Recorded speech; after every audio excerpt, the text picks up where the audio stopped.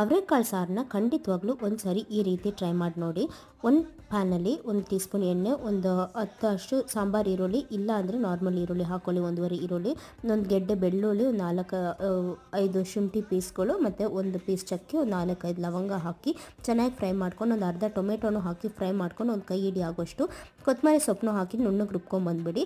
ಆಮೇಲೆ 1 kg ಆಗೋಷ್ಟು ಅವರೆಕಾಳನ್ನ ಚೆನ್ನಾಗಿ ಬೇಯಿಸ್ಕೊಂಡು ತಗೊಳ್ಳಿ 8 ವಿಸಿಲು. ಒಂದು ಪ್ಯಾನಲ್ಲಿ 1 ಟೀ ಸ್ಪೂನ್ ಎಣ್ಣೆ, 1 ಟೀ ಸ್ಪೂನ್ ಸಾಸಿವೆ, ರುಬ್ಬಿಟ್ಕೊಂಡಿರೋ ಮಸಾಲ 2.5 ಟೀ ಸ್ಪೂನ್ ಆಗೋಷ್ಟು ಸಾಂಬಾರು ಖಾರದ ಪುಡಿ ಹಾಕಿ ಮಿಕ್ಸ್ ಮಾಡಿ, ಬೇಯಿಸಿ ಇಟ್ಕೊಂಡಿರೋ ಅವರೆಕಾಳನ್ನು ಹಾಕಿ ಮಿಕ್ಸ್ ಮಾಡಿ, ರುಚಿಗೆ ತಕ್ಕನಷ್ಟು ಉಪ್ಪು ಹಾಕಿ ಮುಚ್ಚಿಟ್ಟು ಒಂದು 5 ನಿಮಿಷ ಕುದಿಯೋಕೆ ಬಿಡಿ. ಅಷ್ಟರಲ್ಲಿ ಒಂದು ಮಿಕ್ಸರ್ ಜಾರಲ್ಲಿ 1 ಕಪ್ ಆಗೋಷ್ಟು ತೆಂಗಿನಕಾಯಿ ತುರಿ, ಅರ್ಧ ಟೀ ಸ್ಪೂನ್ ಗಸಗಸೆ ಹಾಕಿ ಗಟ್ಟಿ ಪೇಸ್ಟಾಗಿ ರುಬ್ಕೊಂಬಂದ್ಬಿಡಿ. 1 ಕಪ್ ನೀರು ಹಾಕಿ ಇವಾಗ ಈ ತೆಂಗಿನಕಾಯಿ ಪೇಸ್ಟ್ನ ಇದ್ರೊಳಗಡೆ ಹಾಕಿ ಎಣ್ಣೆ ಬಿಟ್ಕೊಳ್ಳೋವರೆಗೂ ಒಂದು 20 ನಿಮಿಷ ಕುದಿಸ್ಕೊಂಡು ತಗೊಂಡ್ರೆ ನಮ್ಮ ಸಾಂಬಾರು ರೆಡಿ.